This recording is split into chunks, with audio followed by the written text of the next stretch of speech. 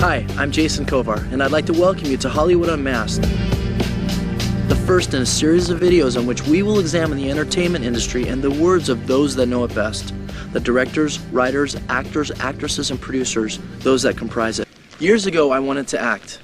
I joined acting classes, acting studios. I did everything I could do to position myself in Hollywood to make it in the industry.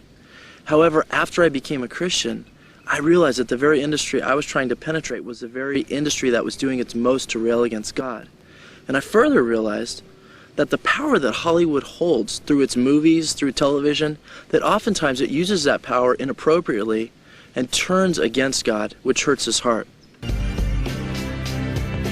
The demonic realm has its fingerprints all over the Hollywood elite. In future videos, you will see exactly how these people, the most famous actors and actresses of all, admit that they are possessed by demonic spirits during their performances and or have contact with them, and that they help them during their performances in order to bring about these role plays that they do on screen, behind camera, that captivate the audience, that move us and people to a new moral perception or viewpoint that they otherwise wouldn't even consider, and oftentimes it's warned against in scripture.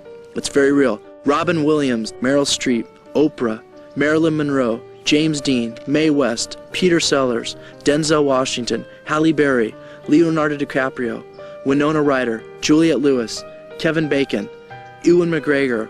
All these actors and actresses have confessed that there is something that working through them spiritually, and that they become possessed by demonic spirits, and that's what actually energizes them for their performances. Do they possess a creative streak of genius that is unknown to most men, or unknown to most men, are they in fact possessed?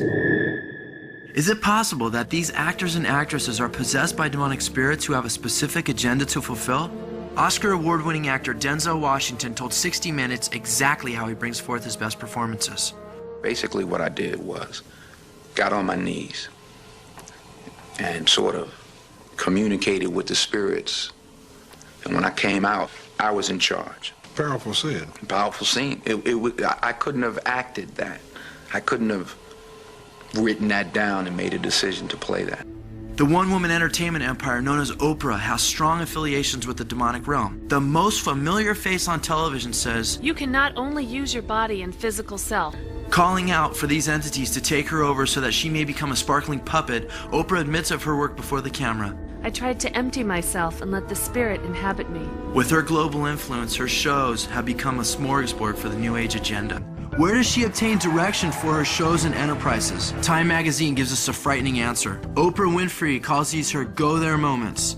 It is during these moments, usually while jogging the winding trails on her Indiana farm, that Winfrey becomes overwhelmed by the sense that old spirits are trying to get in touch with her. And it is during these moments that the woman who loves to talk stops dead in her tracks simply to listen.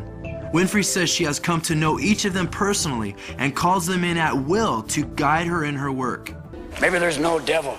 It's just God when he's drunk. Robin Williams, who is perhaps one of the world's most celebrated comedians, admits that he becomes possessed during his acting performances.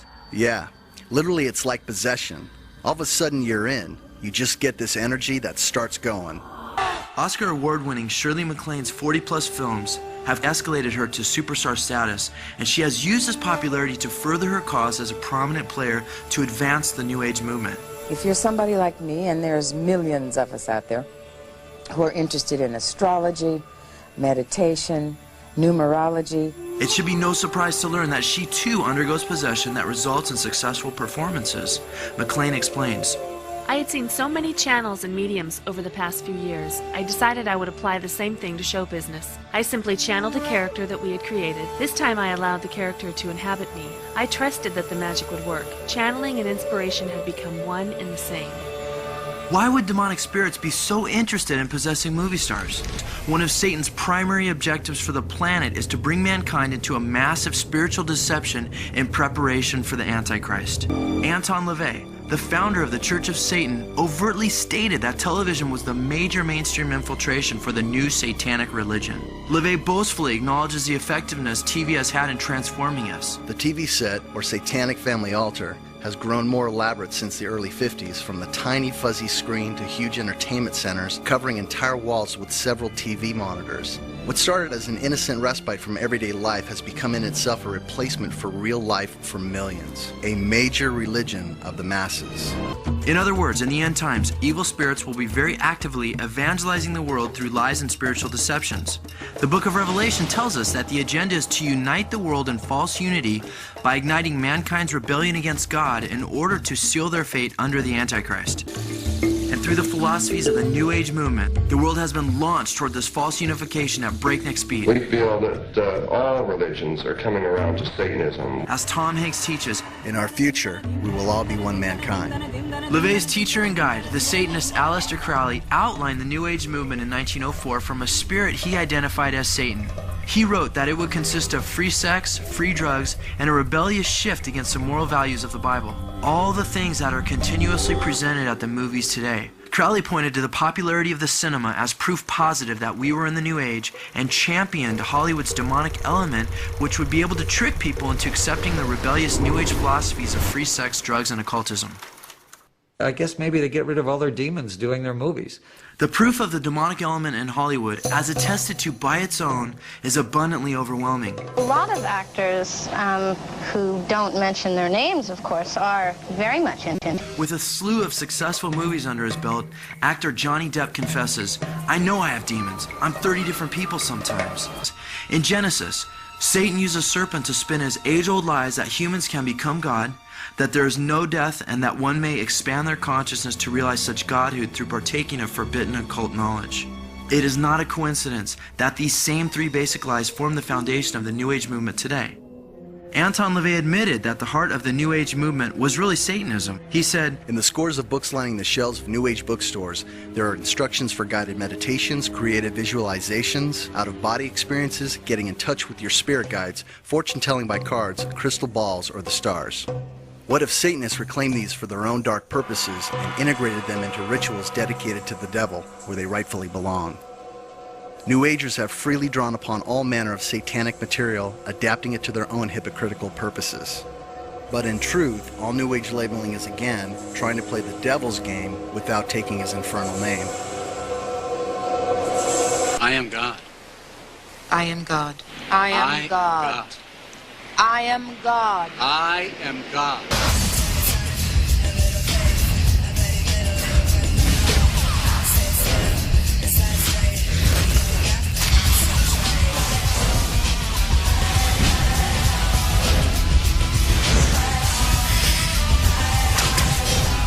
The Greek word for actor is Hippocrates, and referred to Greek actors in theater. The reason Hippocrates linguistically sounds like the word hypocrite rather than actor is because it is from this word that we have derived the word hypocrite. The power of the visual image is incredible. Hollywood knows how powerful they are. Advertisers know how powerful they are because they spend billions of dollars every year to get us to buy their products. So the power of the visual image isn't something that Hollywood created and thought of, and the stories in the movies. That's not something they invented. I mean, think how oftentimes we'll go to the movies and we'll cry or we'll laugh or those different kinds of things. Hollywood didn't make that up. That's the way we were created. That's the way God made us. And the way God made us as people was to communicate to us through visions and through stories or parables. In fact, when you look at the Old Testament in the Bible, oftentimes when he's trying to communicate his ideas and his heart to mankind, he's using visions. He's giving them visions of himself. And he's also using what's called parables or stories to communicate ideas because he knows the best way to change our hearts. He knows the best way to how to communicate with us. So what he does is he will take what God has created and tweak it to his own purposes. So what's happening here is with Hollywood, we have the power of the visual image, and we have these stories that Satan oftentimes is using, and we will see categorically that he's behind a lot of this. He's using them to change the hearts of men, and because they're such prominent players in our culture, it affects us all over the place, especially our kids. We know that Satan uses the power of visual images to tempt us. When Jesus was on the Mount of Temptation, Satan gave him a vision to try to get Jesus to worship him.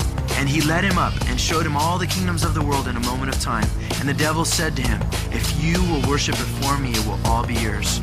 Jesus denied Satan's temptation and refused to worship him. However, with television and film, Satan is able to present his vision to the world 24/7, and unlike Jesus, most people are giving in to these temptations, which is an indirect expression of homage and worship to Satan.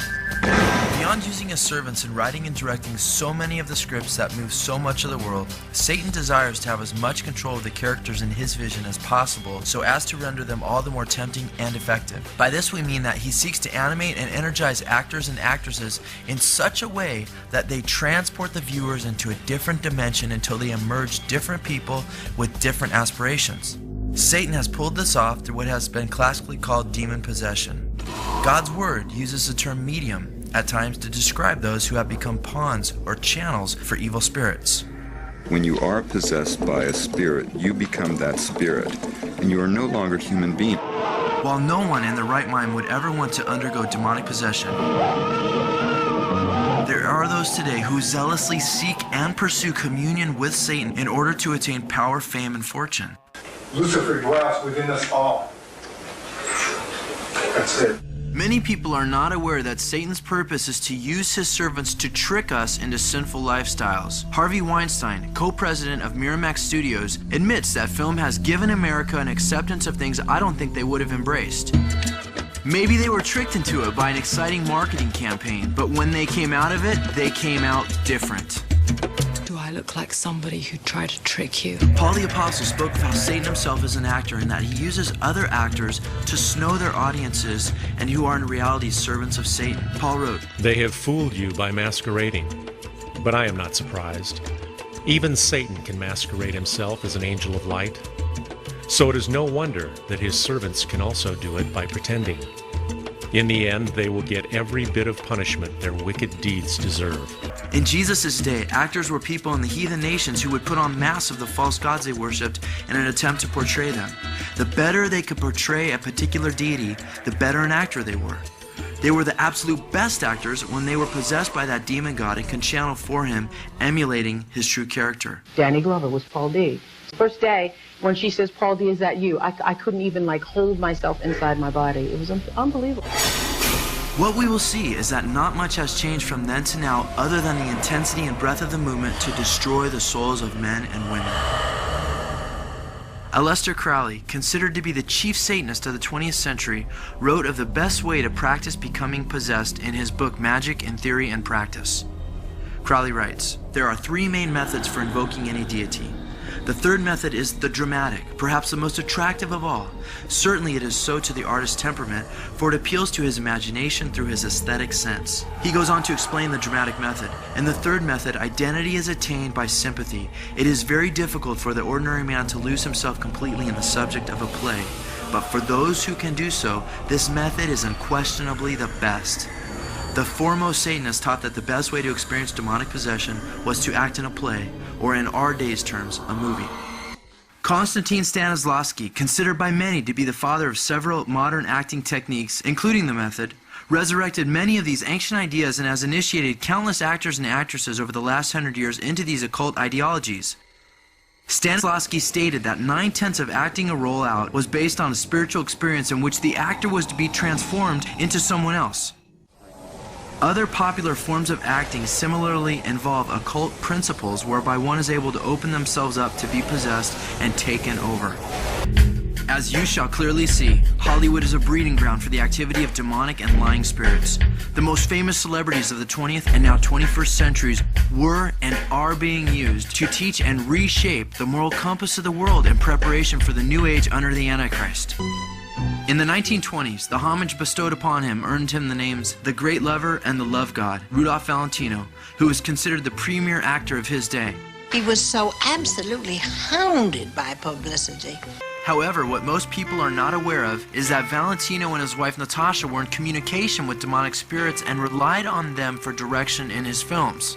This was a known fact in Hollywood. The actress Colleen Moore confessed, "Every night Natasha would hold a seance, calling forth help from the spirit world in her creative undertaking. Then, pencil and paper in hand, she would go into a trance and start writing. After her outpourings were typed up, they were brought to the set the next day and given to the director." Almost overnight, unbridled sexual promiscuity, once considered sinful, was now redefined as exciting, popular, and trendy. The Valentinos were initiated into what is called automatic writing in the occult, when the pen in a person's hand will write out information from a spirit, yet the person is in an altered state of consciousness, rendering them incapable of fully knowing the communication until it is completed. The Valentinos drew many of their starstruck fans into the satanic teachings of Madame Blavatsky and Aleister Crowley. This occult craze exploded at word of Valentino's untimely death. Biographer Irvin Schulman recalls, in Hollywood, tarot cards, crystal balls, Ouija boards, and hoodoo powers were complete sellouts, and studio warehouses reported thefts of cauldrons and other bits of hardware associated with magic. Valentino's movies and screen image brought liberation from the dominating attitudes of the day regarding modesty and sexual chastity, and set in motion a societal sexual movement never before experienced in the country. In the scripture, Satan is called the pornographic one who revels in perverting the proper purpose of sex. The world has seen an incredible sexual revolution that took root in the 1960s, but Satan began to break down the biblical boundaries of sex as early as the 1920s by using Valentino and his wife Natasha, who were devout occultists that depended on the creativity of demons for the movie scripts that Valentino would act out before the nation and the world. Satan has duped millions of souls in dark theaters through his faithful servants. Greta Garbo was another reigning screen queen who is known as the Immortal One. Her movie The Flesh and the Devil appropriately begins with the title card. When the devil cannot reach us through the spirit, he creates a beautiful woman to tempt us through the flesh. Was Garbo opened up to the occult, and was Satan using her to draw men away from the truth? Garbo answers this question and recalls her plight during the country's strong adherence to Judeo-Christian values. I didn't have anyone to whom I could talk freely, so I went to occultists, devil worshippers, mind readers, and those who accompanied themselves with the summoning of spirits. During my dreams, I heard their voices. Garbo frequently contacted spirits and sought instruction and guidance from them. She recalled how this led me to astrology, occultism, and magic. I read books and magazines on these elusive subjects. Later, when reading alone could not satisfy my interest, I began searching out mediums, fortune tellers, card readers, and anyone else with extrasensory perception. Because she was so dynamic on screen, her enticing portrayals of seduction, adultery, lust, murder, and worship of Eastern gods continuously captivated audiences around the globe. The Book of Proverbs states, "As a ring of gold in a pig's snout, so is a beautiful woman who lacks discretion." This description is very fitting, not only for Mae West, but for the vast majority of women who directly entertain our nation on a daily basis. As Alan Alda declared of the movie industry, there's plenty of money to be had, but you also lose your soul.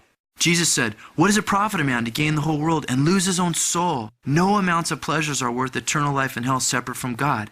Actress Marlene Dietrich never took a script without consulting her astrologist who had ties with Aleister Crowley. Come on, read my future for me. She depended on the spirit world to direct her and guide her into performances such as The Seven Sinners, The Devil is a Woman, The Woman One Longs For, Nights of Love, Desire, The Lady is Willing, and Touch of Evil. The occult guided Dietrich into these films. In turn, Dietrich wanted to guide people into a new mindset and, using her influence, initiate the youth into astrology. Dietrich was opposed to the scriptures and wanted to follow the occult ideals of the New Age. Just as Satan's plan is to get mankind to doubt God's word as he did with Eve in the Garden of Eden, when he deceived Eve saying, "Did God really say?" So Dietrich also echoes Satan's deception to draw people away from the truth. Das ist ja alles, sich zu trösten. Kommt doch alles aus der Bibel. Nein, aber das kann man doch nicht glauben, ne? The fact is that Dietrich was a sellout who knew that the movie industry was destroying people's souls. Souls that she baited and trapped as an on-screen instructor of depravity. She admitted. And then there are the programs, poised and ready to invade your home, materialized by one turn of the knob. The violence, debauchery, the sugar-dripping falsity, glorified depravity, vulgarity, the age-old reagents of allurement are there to search you out. Satan is called the father of lies in the Bible, and he revels in encouraging others to speak lies and deceptions, and oftentimes works through humor in order to disarm us. Hollywood is nothing but a repository of lies. Mel Gibson says actors are all basically liars. Janine Garofalo says Hollywood is built on lies, conning the American public like politics. Director Brian De Palma says the camera lies all the time, 24 times per second.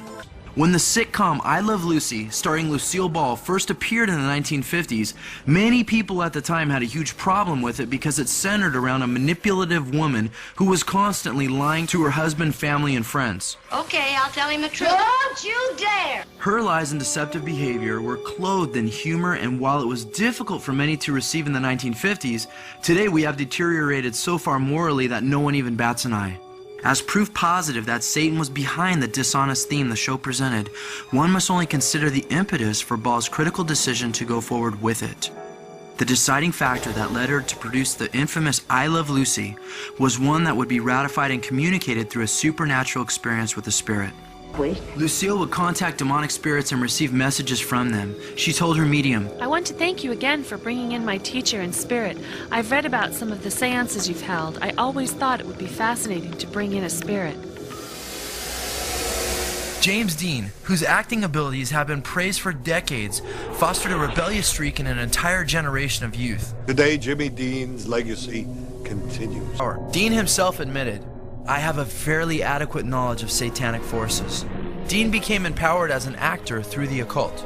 Close friend and co-star Dennis Hopper reflected on Dean's acting. He was totally transformed when the camera began to roll.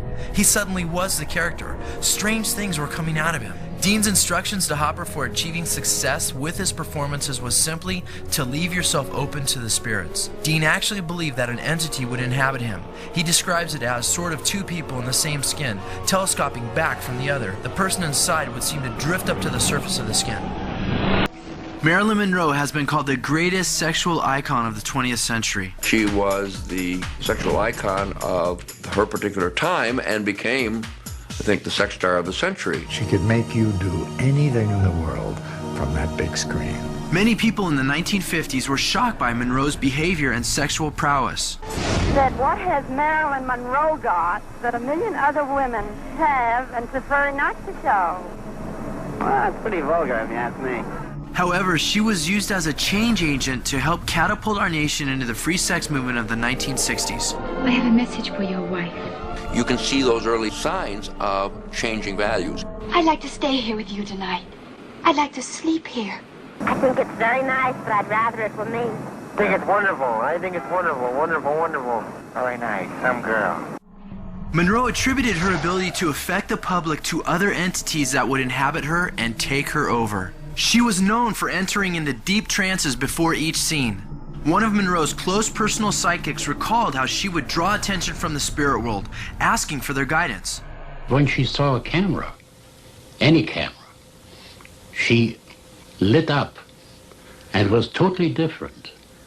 The moment the shot was over, she fell back into her not very interesting position. And I don't know how to explain that. That old black magic has me. When describing the acting phenomena that described her, the tortured Monroe attested to someone else working in her. Jekyll and Hyde, more than two. I'm so many people. They shock me sometimes. I wish it was just me. Like a Lorelei, flaunting her charms as she lured men on and on to their eternal destruction. Eternal destruction. Eternal destruction. The first video that we had focused on violence, and it categorically showed that violence does in fact influence the youth. In fact, decade-long studies have shown clearly that violence will make children more aggressive if they watch it on TV over and over again. That debate's over. In fact, people that have done it say there's no need even studying it anymore. We know that it's true. Now, if that's true, we have to say that all other genres affect too, because now it's a house of cards. Our brains are not genre specific. You can't just say, well, violence influences my kid, but not portrayals of sex or drugs or cheating or lying or stealing or these different things. They all do. I'm Mike Wallace. Sometimes it's hard to pinpoint just when a social revolution begins. In the case of the sexual revolution, many dated in 1961. Beginning then, relations between the sexes changed radically. More people began having sex before marriage. They had sex at a younger age. The divorce rate soared. Men and women could talk about sex openly. There was a new frankness about homosexuality. All of this, it has been said, a social revolution. And it was inevitable that the free love and liberated sex of the counterculture became keystones for the mainstream pop culture. The 1960s witnessed a topsy-turvy occult infiltration based on the mechanics of Crowley's axiom, do what thou wilt. The 1960s movement specifically affected the youth of the country and spawned the eclectic hippie movement that has put on a different social mask in our day. After the foundation had been laid through the 1950s and most of the nation was ready for revolution, Satan turned up the heat in the 1960s and set into motion his plan of deceiving the hearts of the nation. We're in the very throes of a new satanic age. The evidence is all around us. All we have to do is look at it. After the Church of Satan was established, Anton LaVey opened a film office where he could instruct and guide popular filmmakers. LaVey specifically targeted Hollywood to become his primary means for satanic evangelism. Quick to participate, many celebrities were devout, outspoken supporters for the Church of Satan and its causes. Kim Novak, Jane Mansfield, Tina Louise, and Sammy Davis Jr. are a few who openly lent their fame to the satanic agenda in the 1960s. We are superior by the imagination, the creativity that is the heart and the very soul of the Satanist.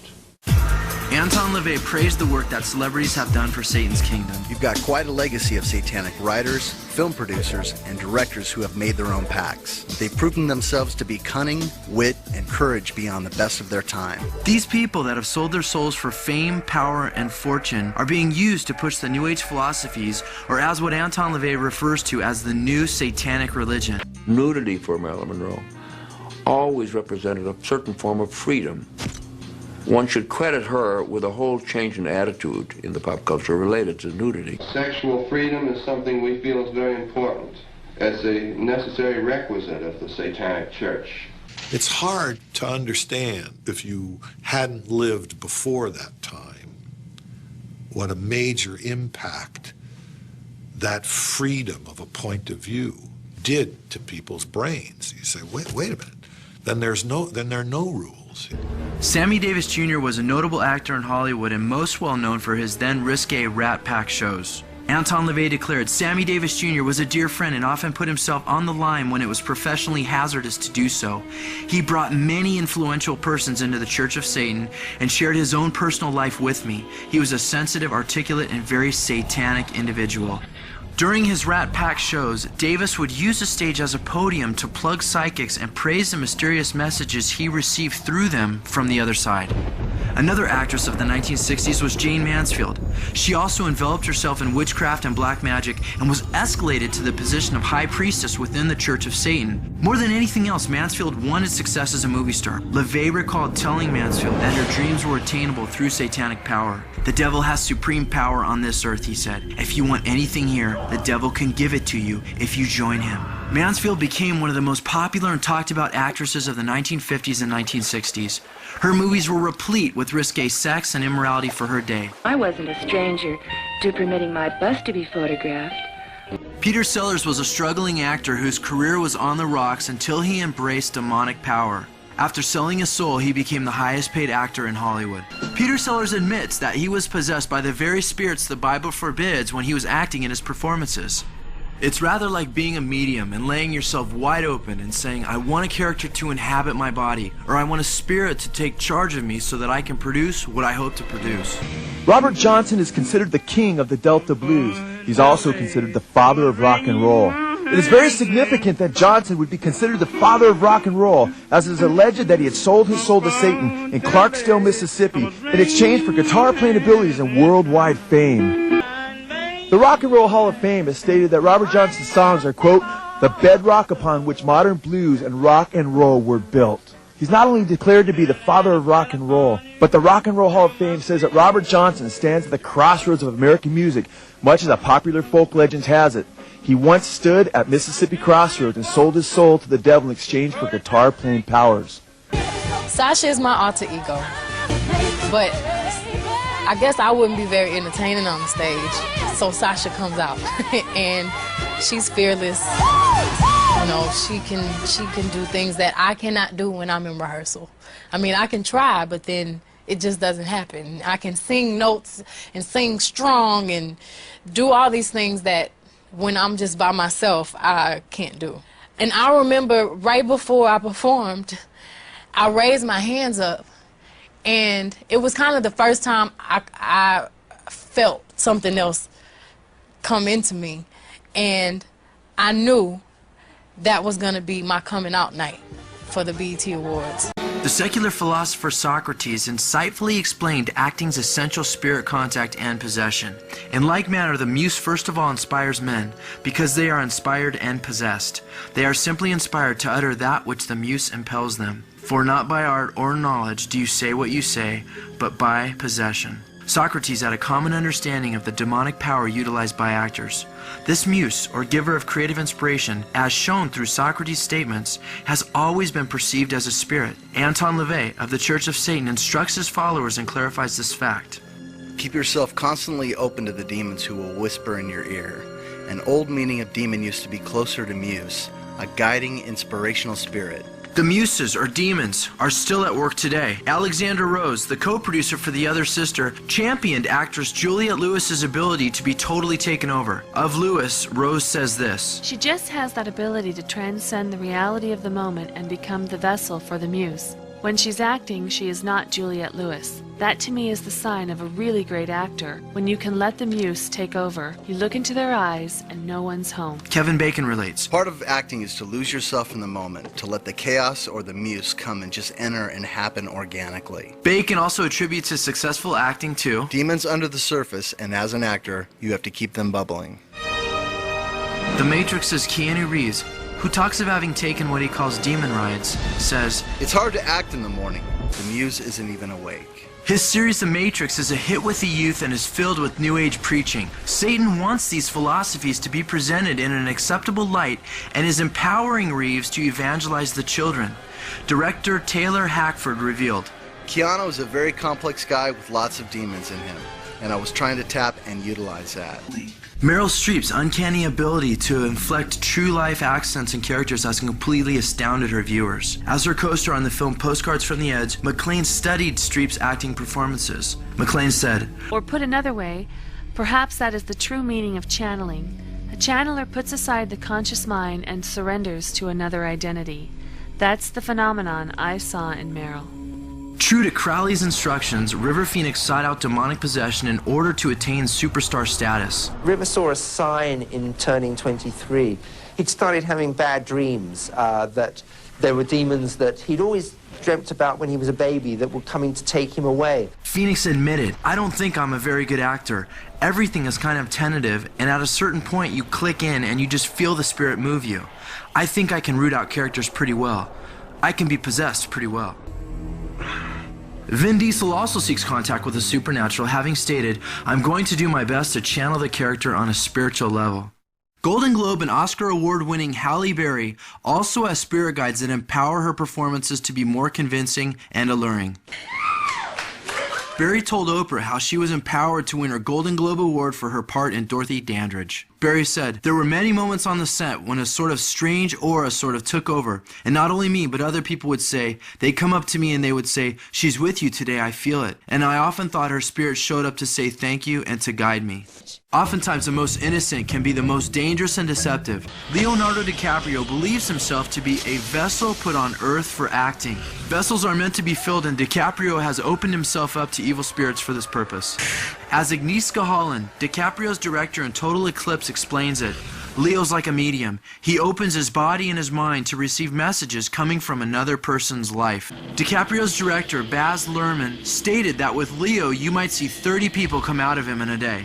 Homosexuality has definitely affected our culture, and many kids have grown up today not knowing whether it's right or wrong. It's a gray area, they're not sure. It's almost become trendy with the children now. It's really changing a lot. Pedophilia will be the next thing that's introduced, as every great culture that has come before us, the Greeks, the Romans, they've fallen into pedophilia where it's actually normal. Not surprisingly, Harry Hay, who's the founder of the modern gay movement, was a follower of Aleister Crowley. He was also an actor who wanted to utilize the power of Hollywood celebrities in order to unlearn and destroy 2,000 years of Christianity and introduce Crowley's satanic philosophies regarding homosexuality and pedophilia to the unsuspecting public. Mr. Hay's plan has been working brilliantly. By joining and uniting all of us, we have really gained power. This has been the struggle, and we're winning. Television, more than any other medium, is leading the gay revolution. I'm gay. Erica Kane's daughter is gay. I'm gay. It means I'm a lesbian. You don't know how to kiss, do you? So you want me to prove it, Lesbo? Well, the real world, I think, has been, in a way, solely responsible for a generation growing up with more tolerant views around gay characters and gay people in general. Were in accordance with Satan's plan to bring initiates into the New Age by presenting a new sexual venue that would launch society into blatant sexual revolution and rebellion to God's laws. The homosexual community has trumpeted Dietrich as an icon because she helped to desensitize people to homosexuality way before its time. Crowley, himself a homosexual and pedophile, outlined that the New Age movement was designed to draw people into these lifestyles to harden their hearts against God. So the thing worked for everybody of every sex. She was doing it to turn on both the woman and the man. It was so free. It was so free. We project the voice of freedom forward beyond ourselves to the youth of today and to the generations of tomorrow. And make no mistake about it, we will not stop until we have achieved our freedom. Do not stand in our way. I think it should be brought out that we not only condone, but we encourage all types of what would be called sexual perversities and deviations, because we feel that in a few short years it will be established that everyone is a sexual deviant, pervert, fetishist. We're happy to be here. We feel that historically we are part of this movement for liberation. All my life been attracted to younger boys. I love them. How do I make myself attractive to boys? We feel a person should be free to indulge in all of the so-called fetishes, all of the so-called aberrations that they would so desire. Through the decades, Hollywood has fueled the fires of this lie by peddling greater and greater waves of filth to numb our consciences. And like the frog in the proverbial pot, we are almost cooked. You put it out there and hopefully they get it. And I always like to think of it as like I've got them sitting there, whip a little message at them, whip a little moral at them, whip a little of what my view of the world is, because that's what every good filmmaker does. And we'll lead the world into the 21st century. And I'll make a profit on their backs. Researchers from George Washington University found that Hollywood's producers, writers, and directors view themselves as, quote, crusaders for social reform in America. They see it as their duty to restructure our culture into their image, unquote. I made the most vulgar, entertaining, exciting, actionful, sensoramic, give them a new thrill every 5 minutes. Have it everything. Sex, violence, humor. Because I want people to come and see it. So it's like trying to smuggle in ideas. So I think maverick filmmaking is subversion. Every 15 pages, nudity. Pages. Not, in the script. And whether it's a leg, full nudity, or maybe just the suggestion of nudity, but every 15 pages, you got to keep that interest going. This revolution to restructure the mind seeks to overturn the traditional concepts of right and wrong as dictated in the Word of God. The belief system of those who run Hollywood are for the most part contrary to the mainstream views held by the vast majority of Americans. This is a sobering fact considering that 2 out of every 3 executives feel that film should be a major force for social reform. Yeah, I certainly, it's never meant to be anything but a wicked film. That's true. Director Steven Spielberg stated this social reform is accomplished through manipulation, stating everything about movies is manipulative. When you walk into the theater, you're buying a ticket to manipulation. The whole process is manipulating something that wasn't until you get in the theater, and then it is. And what is the culture being manipulated to receive? The renowned Gus Van Sant, acclaimed director of My Own Private Idaho, answered this question when he offered a memorable statement of the Hollywood artistic credo. I believe the properly manipulated image can provoke an audience to the Burroughsian limit of riot, rampant sex, instantaneous death. The raw materials of inspiration include elements as primal and potentially frightening as violence, sex, and death. The primitive world of blood and flame is still with us. Van Sant's words strike a chord of truth as our TV generation has been indoctrinated and manipulated through Hollywood's images to become willing participants in the rise of rampant acts of violence, death, and abuse sex that now plague our culture. Popular media personality Steve Allen adamantly turned on the medium that had previously brought him his success, once declaring, "TV is leading children down a moral sewer." Could he be right? World-renowned for his liberal mindset, media mogul Ted Turner thinks so and believes movies ignite violent behavior like a tinderbox. He explains, You know that everything we're exposed to influences us. Those violent films influence us, and the TV programs we see influence us. The weaker your family is, the more they influence you. Wes Craven, creator of Nightmare on Elm Street, as well as a slew of other horror films, confess this truism of even much milder forms of visual entertainment. He states, many things are dangerous in our world. Commercials and TV are dangerous. So is the world of sitcoms. Nobody does anything about them because they're turning in a lot of money. Although one study showed that 80% of people believe that the media influences society for ill, only 12% believe that the media influences them. It's just cool to watch, man. Ain't nothing but TV, dude. It's all fake anyway. I think it's great, man. No, I kind of like watching it. I got enough brains not to go out and do it. One that radio host and movie critic Michael Medved poignantly puts into perspective. Because if televised imagery doesn't affect people's behavior, what are they doing selling ad time? Unfortunately, we have no conclusive scientific evidence that televised imagery impacts real-world behavior in any way, unquote. Now, if ABC TV believed that, then they better start refunding billions of dollars in advertising revenue. Off to the movies we shall go, where we learn everything that we know, 'cause the movies teach us what our parents don't have time to say. Are we protecting our minds and the minds of our children from the powerful images the world is pitching to them? Sadly, the answer to this question is too often a resounding no, because the boob tube, in its new role in the home as babysitter and teacher, has not only supplanted but replaced the parental authority and the instilling of values that was once so highly prized. In accord with Aleister Crowley's mandate for an army of youth whereby he could control the world, the demon-possessed and master propagandist Adolf Hitler declared that film was to be used for the education of the youth. Propaganda, also called mind raping by the Nazis, was aimed at brainwashing the youth and was so powerful that Hitler once bragged, "They will never again be free for the rest of their lives." Joseph Goebbels, the Minister of Enlightenment and Propaganda, had clear objectives for the Nazi filmmakers. "I kept impressing my people with one basic truth: repeat everything until the last, most stupid person has understood." How many movies and shows really say the same things over and over in different ways to us? That you can live as you want, be it free sex, drugs, exalting yourself above others. That life's problems can be worked out without God, or that there is no God. Don't talk about right and wrong with me, man, because I just don't give a... Because God created us, He knows how we should live. He's not confused about it. We are. That's why we're bummed out. That's why we as people get depressed and anxious and all these different things, is because oftentimes we're not following the way we're supposed to live. It's like putting dirt in our car engines instead of oil. We were created to have God work through us, but oftentimes we just won't. It was and is America's first form of sex education. You got it. Wanna make love to me? Oh, yes. You leave your life outside the theater, go into that dark room, and it draws you closer to the person on screen. Don't stop. Let's do it. Get on your knees. There is a gorgeous woman on my bed. You guys are gonna aren't you? You have someone like that who's very sexually open, in fact, open.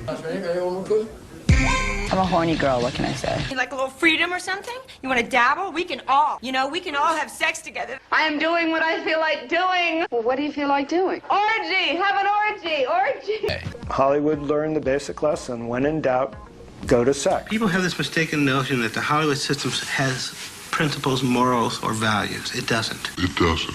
I probably spent a month with hookers and pimps. Jennifer Aniston admits, TV is definitely guilty of putting out unrealistic images of what is socially acceptable. I'm guilty of it too. Bill Cosby asks, the networks say they don't influence anybody. If that's true, why do they have commercials? Why am I sitting there with Jell-O pudding? A movie that we can never forget and love so much. It's part of our youth, it's part of our lives. Natalie Portman states the obvious. Films have a big influence on young people. Oh, movies are important and they're dangerous because it's, you go into a little dark room and become incredibly vulnerable. And it can completely misshape you. And Kristen Johnson of NBC's Third Rock from the Sun states, I know I'm biting the hand that feeds me, but TV can really suck the brains right out of your body. Director George Lucas mocked, popcorn pictures have always ruled. Why do people go see these popcorn pictures when they're not good? Why is the public so stupid? I've entertained. I've pleased your children. I've pleased your wives. I've pleased you, you sons of bitches! These were just nose-thumbing movies. They are there to thumb their nose at your values, saying, we don't care if you like us, we don't like you. Are we stupid as they claim, and do we sell out our lives and the lives of our children to people who admittedly don't like us and knowingly destroy our souls? David Putnam, producer of Chariots of Fire and The Mission, confessed, "Movies are powerful. Good or bad, they tinker around inside your brain. They steal up on you in the darkness of the cinema to form or conform social attitudes. In short, cinema is propaganda. The world at large has undergone a massive propaganda movement on a supernatural level that has captured the hearts of the youth with terrifying consequences and results. Demons have excessively introduced wasting doctrines of spiritual refuge that people have no idea that they're even receiving." Dr. Eric Pepper, a researcher who has conducted extensive studies on the influence of film, draws attention to his observations and that we do process what we see. He says, "The horror of television is that the information goes in. It goes right into our memory pool and perhaps we react to it later, but we don't know what we're reacting to. So later on, you're doing things without knowing why you're doing them or where they came from." You've heard one insider describe how the Hollywood machine marketed his R-rated movie to an audience too young to go see it. What movies did you see? American Pie. I saw American Pie. American Pie 2. American Pie. American Pie 13. Who wants me to touch Amber? Oh, yeah! How aware are children of the corrosive influences? And they seem to pick up everything like sponges. Yeah, it's like Play-Doh. Put a piece of Play-Doh on a table and it picks up everything. Kids are Play-Doh. They don't even know what they've picked up. He's the young wizard in training who's conjured up an international phenomenon. Frighteningly, Satan's doctrines are taking root because people are not guarding themselves or their children against the schemes of the devil. Wicked. LaVey tells us how late in the game it is with our kids. He says, there's no need for pacts with the devil anymore. These kids are already aligned with satanic forces. All kinds of people are witches. There are lawyers, doctors, nurses, school teachers, every walk of life. Raven Munani, owner of the store Raven's Flight and herself a practicing witch, credits the 1996 movie The Craft for inspiring young women to explore the world of witches. I get a lot of teenage girls in here. You can always tell when The Craft has been on TV because we get a big influx of girls looking for supply. Replete with New Age iconography, the Star Trek shows categorically deal with issues such as telekinesis, mental telepathy, atheism, psychic phenomena, channeling, mind transference, entities cohabiting the same body, and other occult themes and ideologies that were strung throughout the series. The creator of the rage, Gene Roddenberry, is responsible for much of the current space-age mania that has become ingrained within the culture today. Star Trek's a way of life, man. It's a good way of life. It teaches us all. Not surprisingly, Roddenberry had zero regard for Christ and was dead set on establishing a new age of thought that countered scripture with his cinema creations. Roddenberry bought into the new age lie that we could become gods and expressed these thoughts through characters and stories on his shows. Roddenberry said, "It's not the Judeo-Christian God. Creating Star Trek was a very spiritual experience. It's my world. It's that divinity in us that we call God." Cosmic thoughts, gentlemen. We were speculating. Is God really out there? Maybe he's not out there, Bones. Maybe he's right here. You and her. The storylines that made Roddenberry famous were in fact given to him in conduit fashion from the demonic kingdom. Recounting his role as a medium, he states, "What happens is that I bring them out into this world, the world of humanity, and they take their place among them, among us. But I don't think I create them. They already exist. I just introduced them. That's really where the whole idea of Star Trek came from. I'm just a vehicle, a transporter." Anton LaVey, who founded the Church of Satan and authored the Satanic Bible, knows for a fact that Hollywood is subversively indoctrinating our society into the teachings of Satanism. LaVey states, "Many of you have already read my writings identifying TV as the new God. There's a little thing I neglected to mention up until now. Television is the major mainstream infiltration for the new satanic religion." Television is actually much closer to the new universal religion than Christianity is. If the gods or the priests, the high priests of television, want to overnight, and it serves their purposes, they can or could eliminate Christianity as we know it. And the influence of television is certainly far, far greater than the influence of traditional Christianity.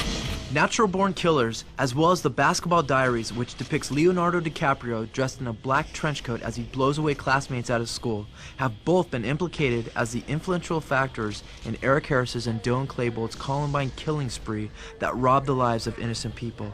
In fact, the head of New Line Cinema, who made The Basketball Diaries, admitted that the movie might have caused a carnage at Columbine. He stated, "It could be that our movie was a final moment of dark inspiration that caused the crimes." The movies have long been inspiring murder and the culture of death. This dramatization of violence and criminal activity has impacted audiences without question, and the proof of this has long been right under our own noses. Hollywood luminaries such as Oliver Stone continue to portray violence as exciting and cool.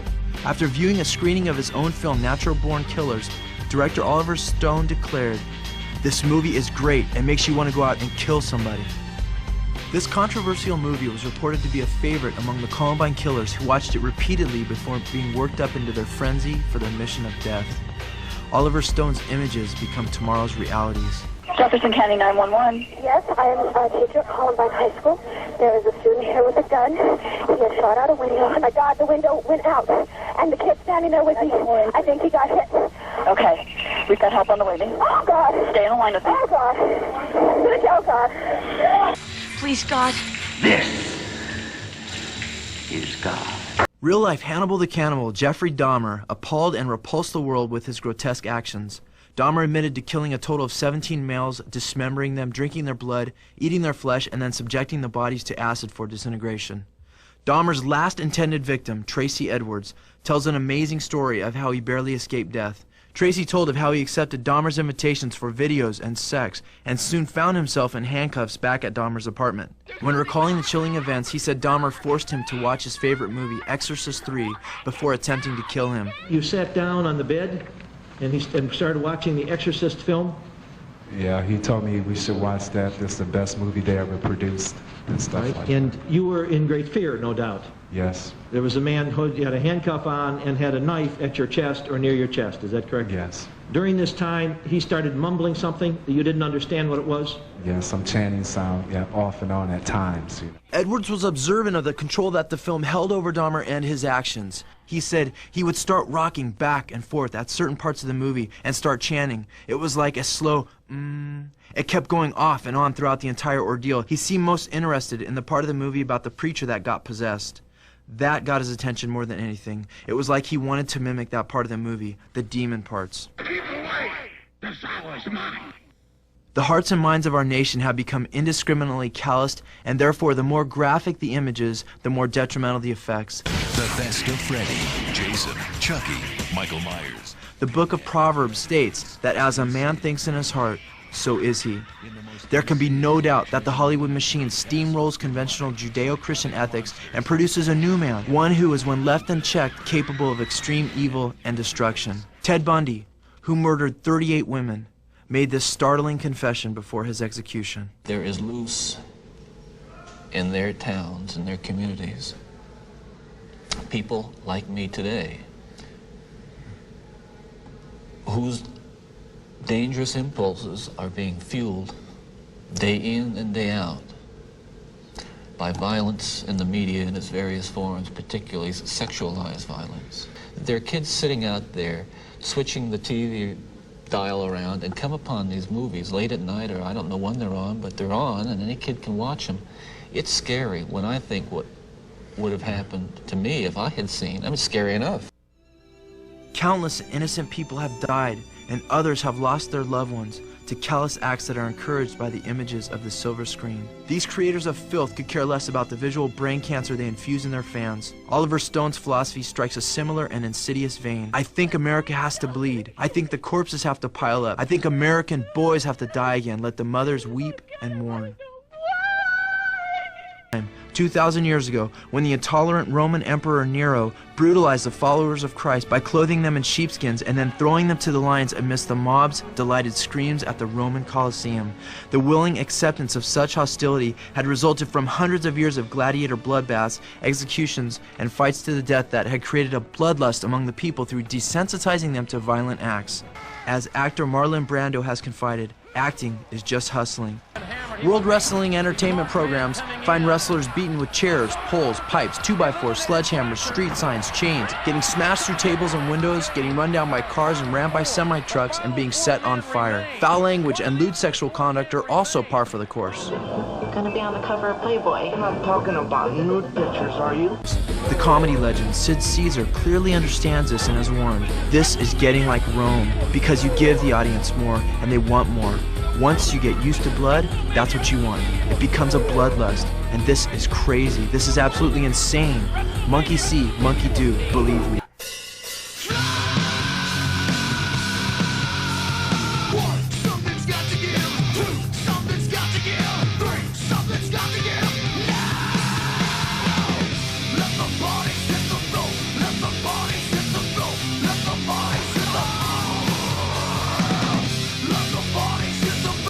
Non-rated WWF videotapes that are loaded with even more violence and sexual innuendo than the cable programs have instructed the children on the video cover. Kids, put your parents to bed. They can't handle watching this. And parental discretion is advised, but completely blank and ignored. The public is beginning to demand more, and when the outcry is loud enough, they will get it. Movie maker Oliver Stone, who not only affects but also monitors the pulse of America, substantiates this destiny. Yes, he says, we got the bug. The virus is in us. It's gotten bigger and bigger and bigger. It's more and more and more. We're going to have an execution channel. We'll have it. Network executives will do anything for high ratings, and to a depraved people devoid of the Spirit of God, pay-per-view death games would quickly catch on. You are the weakest thing. Goodbye. Do not be surprised at the fact that this is where we are ultimately headed. The book of Ecclesiastes states, that which has been is that which will be, and that which has been done is that which will be done. So there is nothing new under the sun. Actor and director Steven Seagal showed his contempt for Christianity, likening it to poison. Seagal spoke of the, quote, poisons that we as human beings are born with and are indoctrinated into through our Judeo-Christian culture, unquote. This disdain was clearly evidenced by Martin Scorsese's blasphemous Last Temptation of Christ. Actor Mickey Rooney verifies the industry's love affair with this anti-Christian agenda, stating, "The Last Temptation of Christ provides a good example of the film establishment rallying around a bad film to protect its own selfish interests. The film, no matter what its defenders say, was a slap in the face to Christians everywhere." Likewise, to blaspheme God is the purpose of many of Hollywood's elite, and their mission is summated in the same spirit of derision as found in the words of Ken Kesey, the creator of Jack Nicholson's One Flew Over the Cuckoo's Nest. Kesey explains, "The job of the artist is to say blank you, God, blank you and the Old Testament you rode in on." This satanic hatred has permeated untold numbers of films and stories that are used, in the words of Steven Spielberg, to quote-unquote manipulate the hearts of mankind against God. I don't know why I let you drag me to these services. Can't stand listening to that guy's bullshit. If you just surrender your pride, you can know God. Sharon, it's just a drug. You're in pain. Instead of doing heroin, you're doing God. I've tinkered a bit with the Bible. It's God's owner's handbook, isn't it? Except it doesn't work. I've got a gift for you. It's the latest. The Blue Jeans Bible. Take a look at this, kids. It's just what I've been warning you about. You create man. Man suffers enormous amounts of pain. Man dies. Maybe you should have had just a few more brainstorming sessions prior to creation. You rested on the seventh day. Maybe you should have spent that day on compassion.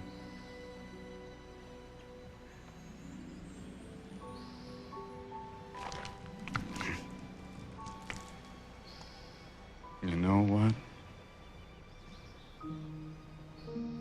You're not worth it.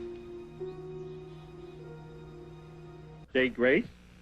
Dear God, we pay for all this stuff ourselves, so thanks for nothing. Former owner and operator of CNN, Ted Turner, blasted Christianity as a religion for losers. He also brazenly made the following statements. I began to lose my faith. I did. I lost my faith. And the more I lost it, the better I felt, if you want to know the truth. He had to come down here and suffer and die on the cross, so with his blood, our sins would be washed away. Weird, man, I'm telling you. H.G. Wells, creator of Time Machine, War of the Worlds, and The Invisible Man, was set on destroying the concept of God through entertainment. Wells stated, "Never had I hated God so intensely. I have a sort of love for most living things, but cannot recall any time in my life when I had the faintest shadow of an intimation or love for any one of the persons in the Holy Trinity. But God, you are not much of a man. Leave me alone at any rate, else I will canvass against you. I will make your position unbearable. I will jeer and make a mock of you." Again, we find ourselves in agreement. What kind of work you do, Big Dan? Sales, Mr. McGill, sales. And what do I sell? The truth, every blessed word of it, from Genesis on down to Revelations. That's right, the Word of God, which, let me tell you, there is damn good money in during these times of woe and want. The good Lord still loves me. He loves all of his children. Why, he loves you. That's it. And he loves you. Hellfire is burning me alive. He's burning. Burning me.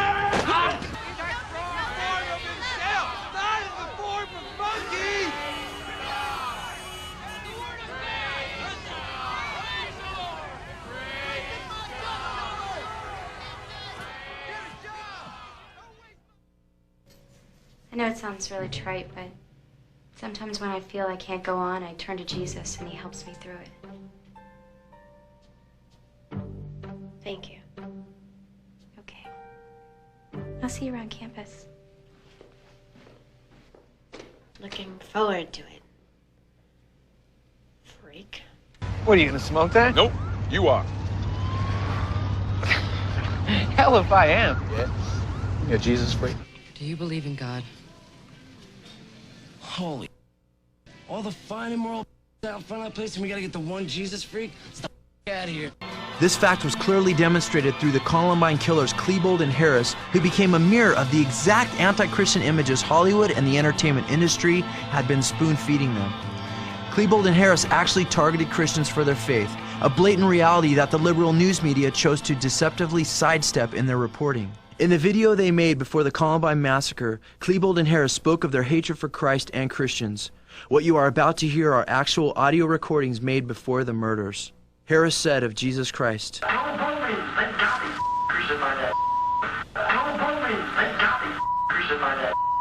"They pre-planned asking Christians if they believed in God and then killing them for their faith."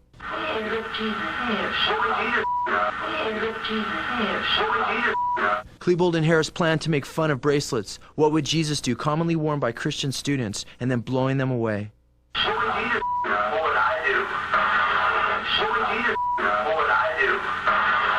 Harris then makes it known what he would do to Christians, and did it. I would shoot you in the head. I would shoot you in the head. They shot Rachel Scott in the leg and asked, "Do you believe in God?" She said yes. They retorted, "Then go be with him now," and shot her in the head.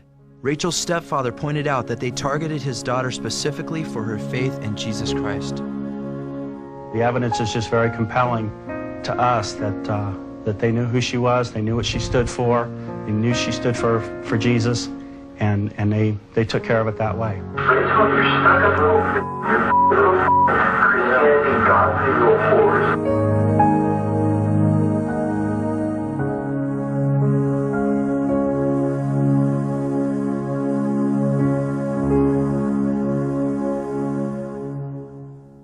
Satan represents the powers of force in nature, and we feel that a cleansing of the idiot ideology of the pallid, incompetent Christ is in order. Speaking of a time just prior to his return, Jesus foretold, "They will deliver you to tribulation and will kill you, and you will be hated by all nations on account of my name." The book of Revelation confirms that we are headed toward a radical persecution of believers, as the kingdom of Antichrist will kill innumerable numbers of people who hold to the testimony of Jesus. The book of Revelation states of the Antichrist that it was given to him to make war with the saints and to overcome them, and also that as many as do not worship the beast to be killed. Today, many New Age groups consider Christians to be subhuman obstacles that must be annihilated. New Age leader and former Democratic vice presidential candidate Barbara Marx Hubbard made the following statements in regards to eliminating those who oppose the New Age philosophy. "People will either change or die. That is the choice. They must surely die or change. This act is as horrible as killing a cancer cell. Be prepared for the selection process, which is now beginning. The destructive 1/4 must be eliminated from the social body. Another New Age leader, Ruth Montgomery, declared of Christians and those who stand in the way of the New Age movement, quote, millions of people will not survive the transition into the New Age, unquote. The scriptures speak of not running with the majority. The scriptures call us out and to be separate and to not go with the mainstream. The scriptures also speaks of things that are popular. Many people say, yeah, but it's popular and it's cool. Jesus said what's highly esteemed among men is an abomination in the sight of God. And how often that's true in Hollywood. How oftentimes the things that they peddle to us or that they are pitching to us are things that are contrary to what God would have us do. And many people know this. I mean, deep down, many people know that there's something wrong with the stuff they're watching, but they can't quite put their finger on it. There's a story of a father who taught a lesson to his kids one time. The kids came to him and they said, Dad, we want to go see a PG-13 movie. And the dad said, is it clean? And the kid said, well, there's a few things that are wrong with it. You know, it's not perfect. And the dad said, well, then you probably shouldn't go see it. And they said, Dad, it's only a little bit. It's only a little bit of stuff. And the dad said, okay, how about before you guys go, we bake some cookies? The kid said, yeah, let's do it. So they bake the cookies, they whip them up in the bowl, and just before they put them in the oven, the dad goes in the backyard, and he gets some dog poo from the backyard. He puts it in the bowl, he mixes it in there. He puts them in the oven, bakes the cookies, pulls them out, puts them on a plate, and serves them to the kids. And the kids say, Dad, are you nuts? We're not going to touch this. And Dad says, why not? And the kids go, Dad, there's dog poo in these cookies. Why would we eat this? And the dad goes, yeah, but it's just a little bit. It's not a lot, it's only a little bit. And oftentimes I think the Lord would say that to us. It's a little bit, but in other areas of our lives we wouldn't even think about touching it. But it's easy to make exceptions and compromise sometimes with these things. Satan's whole lie is really selling people this deception that they can live how they want, whatever it might be, and that they're really going to be free. In fact, Peter deals with this issue in the scriptures, and he says, while they themselves promise you freedom, they're slaves to their own corruption, and they're in bondage. And so the very people that are selling these lies that you can be free and that you can do whatever you want, they're enslaved themselves spiritually. I made that decision. Millions of people throughout human history have made the decision. And I've never met anyone that's ever regretted it. So I pray that everyone that watches this will make the right decision, come to know the Lord, and separate themselves from anything that they're convicted of that the Lord wouldn't have in their life. I personally made this decision in my life, and it's affected me drastically.